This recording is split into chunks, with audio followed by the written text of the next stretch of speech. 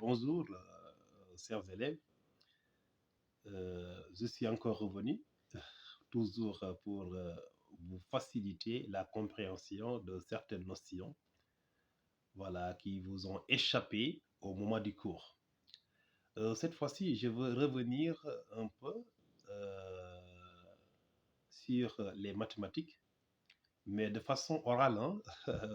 Voilà, de façon orale, puisqu'il y a certains élèves, peut-être ils comprennent la théorie, ils identifient les notions, ça veut dire qu'ils identifient les notions, ou bien ils peuvent appliquer les formules ou bien les propriétés euh, dans les exercices, mais des fois ils peuvent l'oublier. L'apprentissage peut poser problème, voilà. Donc c'est pourquoi j'ai opté cette fois-ci, de vous expliquer un peu, autrement dit, de vous rafraîchir les mémoires un peu sur quelques notions. Cette fois-ci, ce sera en trigonométrie, dans un triangle rectangle. Il y a trigonométrie dans le cercle aussi, mais ça ne nous concerne pas. Au niveau de troisième, ce qui nous concerne, c'est la trigonométrie dans un triangle rectangle.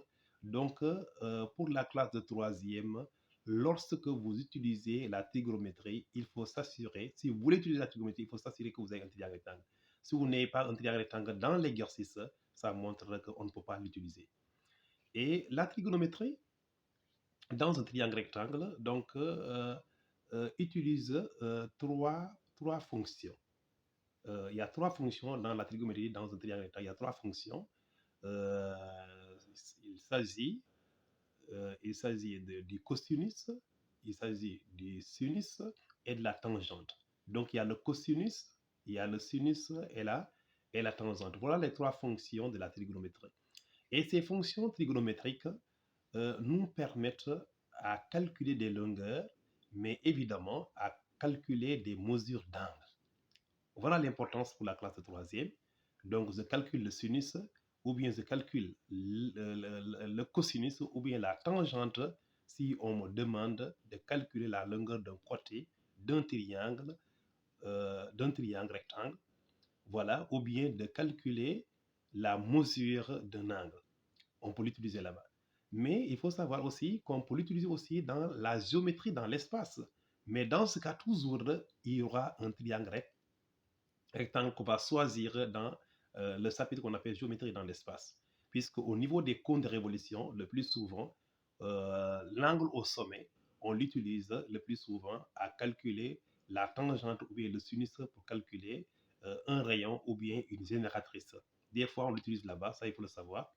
Voilà, donc de toute façon, toujours si on utilise ces fonctions, ici, au niveau troisième, ça sera toujours dans un triangle rectangle. Même si vous êtes dans l'espace, il y aura une figure plane que vous allez considérer là-bas, un triangle rectangle que vous allez considérer dans la figure de l'espace. Vous savez bien que les figures de l'espace se construisent par les figures de géométrie plane. Voilà, donc on prend les figures de géométrie plane pour avoir les figures de l'espace. Donc une figure de l'espace, c'est quoi une figure de l'espace? Vous m'excusez, hein, je suis en train de dans un peu là. Donc une figure de l'espace, c'est une figure, comme son nom l'indique, hein, donc ça veut dire que ça peut avoir un contenant à l'intérieur. Il y a de l'espace à l'intérieur, autrement dit, il y a un volume. Il y a un volume qui est couvert, on a un volume à l'intérieur, ça veut dire qu'on peut mettre un contenu.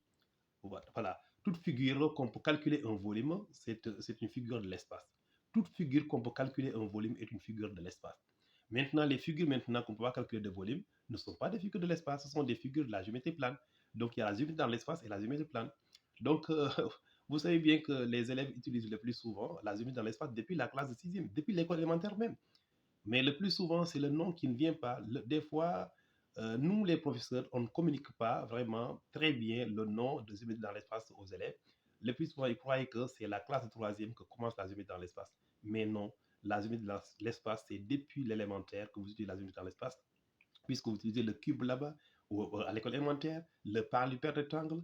Donc, il y a le cylindre que vous utilisez aussi au niveau de l'élémentaire. Et toutes ces figures-là sont des figures de l'espace.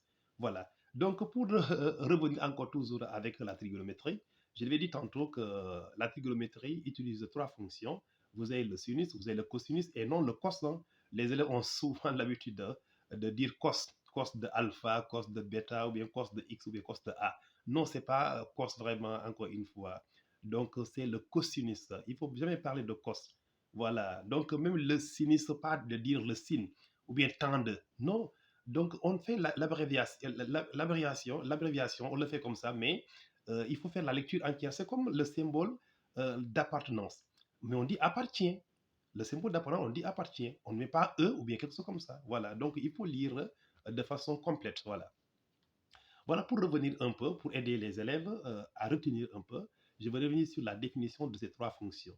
Je vais définir le cosinus, je vais définir aussi le sinus, définir aussi la tangente. Voilà la définition du cosinus dans un triangle rectangle.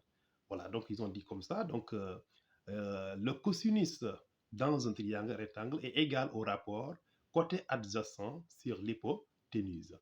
Le cosinus est égal au rapport du côté adjacent sur l'hypoténuse. Toujours le cosinus c'est comme ça. Hein. Le cosinus d'un angle est toujours égal au rapport du côté adjacent sur l'hypoténuse. Maintenant, si c'est le sinus maintenant, il faut faire beaucoup d'attention hein, avec les deux là. C'est facile de les confondre. Si c'est le sinus maintenant, ça sera le côté opposé sur l'hypoténuse. Donc c'est ça, c'est pourquoi le plus souvent on fait des erreurs. Puisque tous les deux, on divise par l'hypoténuse. Donc ce qui les différencie ici, c'est quoi? Ce sont les côtés. Le côté qui est adjacent et le côté qui est opposé. Même si adjacent pose problème, le côté opposé a un angle, tout le monde le sait. Donc si tu veux calculer le sinus d'un angle, c'est le côté opposé à cet angle. Ça, c'est facile à comprendre. Donc, si c'est le sinus d'un angle aigu dans un triangle rectangle, donc égal au rapport côté opposé sur l'hypoténuse. Voilà la définition. Donc, c'est côté opposé sur l'hypoténuse qu'on va mettre. Et si c'est la tangente maintenant, la tangente, là, maintenant, ça va bouleverser totalement, puisqu'il ne s'agit plus maintenant de l'hypoténuse. On ne parle plus de l'hypoténuse, mais plutôt on va parler du sinus et du cosinus. Ou bien, on va parler de côté adjacent et de côté opposé. Voilà, donc on peut avoir deux définitions. L'autre, c'est une remarque, hein, donc, mais la bonne définition, c'est quoi? La tangente dans un triangle rectangle, un angle aigu dans un triangle rectangle, c'est côté opposé, c'est égal au rapport côté opposé sur côté adjacent. Voilà la tangente. La tangente est égale à côté opposé sur côté adjacent. Mais on peut redéfinir encore la tangente égale à sinus sur cosinus. Voilà, tangente d'un angle aigu égale à sinus de l'angle aigu sur cosinus de l'angle aigu. Là aussi, c'est une remarque. C'est vérifié aussi que c'est une égalité. Voilà, c'est vérifié. Donc, voilà de façon ramassée la définition de ces fonctions. Donc, si on désigne alpha, par exemple, comme un angle aigu, donc le cosinus de alpha sera égal au côté adjacent à alpha sur l'hypoténuse. Toujours, c'est le même alpha. Si on cherche le sinus maintenant, ce sinus de alpha sera égal à côté opposé à alpha sur l'hypoténuse.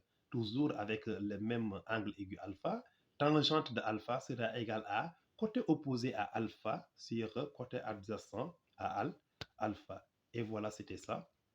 Et encore pour plus ajouter là-dessus, donc il y avait aussi encore le cosinus et le sinus de deux angles complémentaires.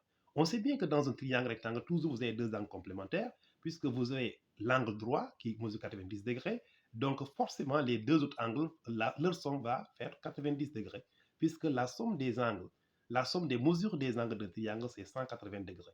L'angle droit a pris déjà les 90, donc les deux autres maintenant, si on fait leur somme, ça ne peut pas dépasser 90. Donc toujours dans un triangle rectangle, on a deux angles complémentaires.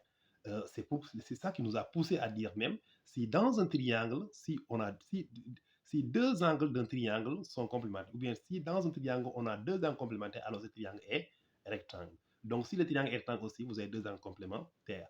Et il y avait aussi encore une forte remarque sur ça aussi. Donc, si deux angles sont complémentaires, le sinus de l'un égale à cosinus de l'autre. Par exemple, si on prend alpha et bêta, qui sont deux angles complémentaires dans un triangle rectangle, donc le sinus de alpha sera égal au cosinus de bêta. Mais si on prend le sinus de bêta sera égal au cosinus de alpha. Voilà, donc c'est vice-versa. Hein. Donc, le sinus de l'un égale à cosinus de l'autre, ou bien le cosinus de l'un égale à sinus de l'autre. Voilà. Et il y avait encore une autre remarque avec le sinus et le cosinus de même angle aigu. Là, on va parler des carrés. Hein. On va parler des carrés. Donc, c'est juste pour vous aider. Hein. Donc, voilà. Donc, cette fois-ci, il faut les élever au carré. C'est le cosinus, si je prends alpha, par exemple, un angle aigu. Cosinus de alpha, le tout au carré, plus sinus de alpha, le tout au carré, ça va donner 1. Donc, là aussi, c'est quelque chose qui est vérifié aussi. Donc, c'est vérifié. Et vous connaissez bien comment on vérifie cela. Donc, le cosinus de alpha, le tout au carré, plus le sinus de alpha, le tout au carré, égale à 1. Attention, soit on met le cosinus de alpha, tout cela, on le met au carré. Le cosinus de alpha, on prend tout, on met entre parenthèses, on met au carré, plus sinus de alpha, le tout, on met au carré, égale à 1. Ou bien, on met le carré entre le cosinus, là on a mis la variation, entre le cosinus et l'angle. Donc, juste en exposant, on le met en exposant entre le cosinus et l'angle. On peut le mettre là-bas. Donc, voilà les deux positions qu'on peut avoir. Soit vous le mettez là-bas, ou bien vous mettez en grande parenthèse le cosinus de alpha en grande parenthèse et vous mettez le carré. Donc, l'essentiel que la somme va donner 1. Ça vous aide vraiment à faire beaucoup de démonstrations en trigonométrie, ces propriétés-là. C'est surtout cette propriété, le sinus carré de alpha plus cosinus carré de alpha égale à 1. Ça vous aide vraiment